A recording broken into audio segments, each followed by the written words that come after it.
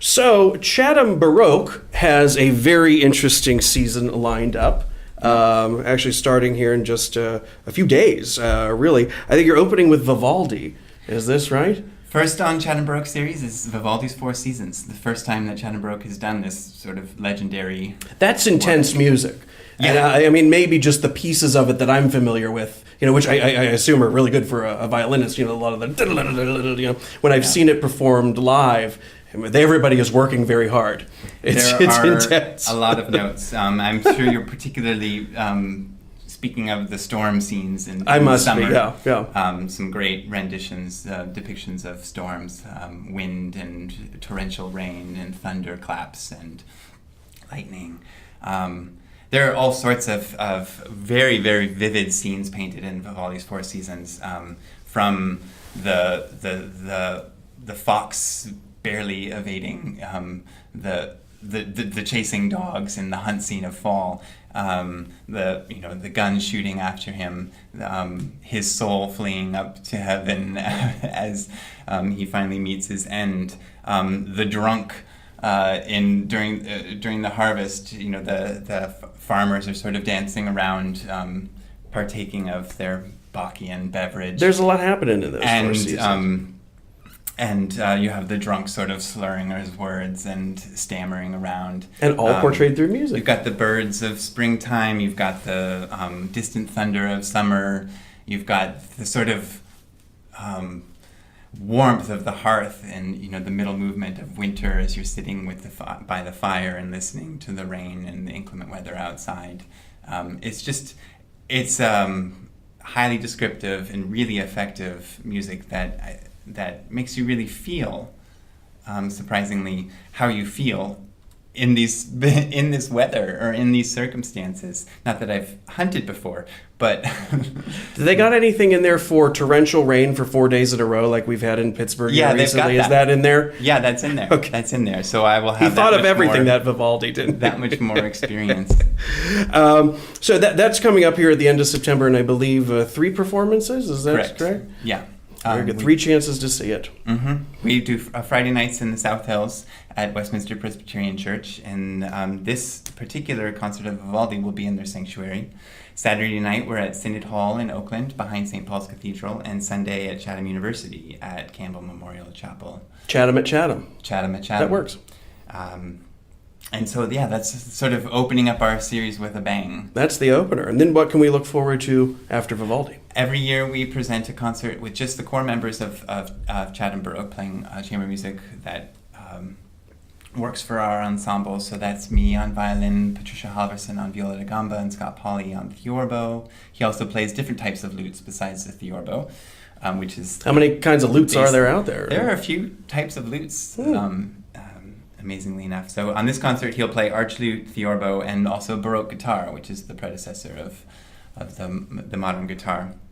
And in December, we do a concert of music that actually is both a synthesis and or written in the New World, of music from the New World, or synthesizing maybe language and or text, cultural traditions from Spanish colonial period of South America and Central America.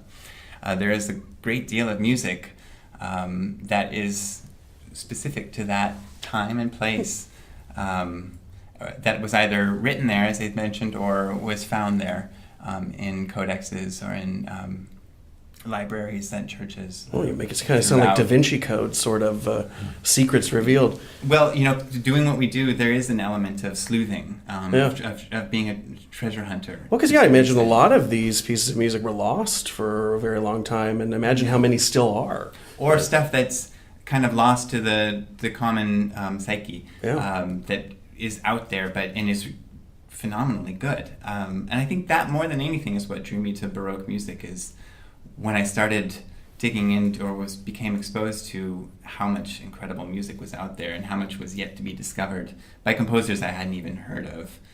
We have, of course, the biggies, Handel, Vivaldi, and Bach, hundreds of composers that had major careers or, had a full and rich life of composing and performing music, various courts throughout Europe. throughout this 150-year period. So much good music. Yeah. Amazing stuff. And it's fun to discover stuff and bring it to the fore. Oh, absolutely. Play something maybe for the first time in a place. And those pieces, I think, will take us through the holiday season, right? Yeah, and in February we're doing a program with a fabulous tenor, Grammy Award-winning tenor. His name's Aaron Sheehan, and a Baroque harp player who's going to be playing a Spanish triple harp. Her name's Krista Patton. And we'll be doing both just instrumental music with that harp player by Henry Lawes, an English composer, who died very, very young, but wrote some really phenomenal chamber music for viola da gamba, theorbo, and this harp and violin. So specifically this group, and with the tenor, we're going to be singing songs about love.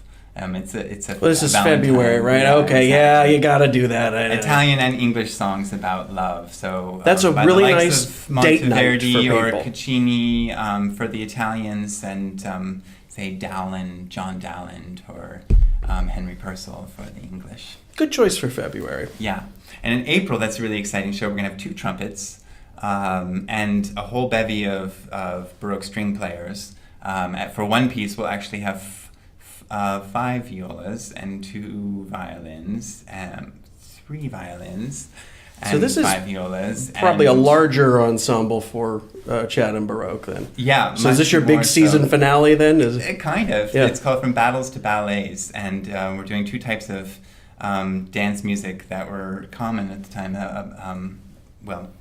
Balletti and or balli. And battaglias, battle music. So we're playing this great Bieber Battaglia 10 for 10 different parts. That's the largest piece that we're doing. And then some balletti for 2 trumpets and a string ensemble by a 17th century Austrian composer named Heinrich Bieber. No relation to Justin. I was going to say, I've heard of his... great grandnephew. Yeah.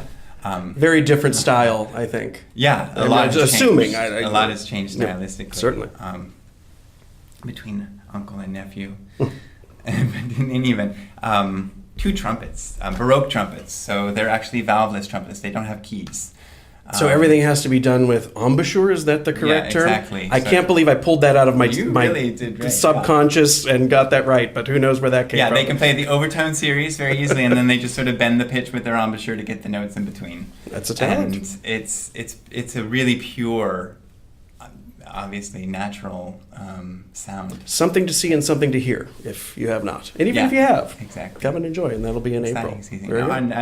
And we mentioned R&B, but they've got a really exciting season coming up this whole year. The first 2 programs in R&B series. One is with the Rose Ensemble from the Twin Cities in Minnesota.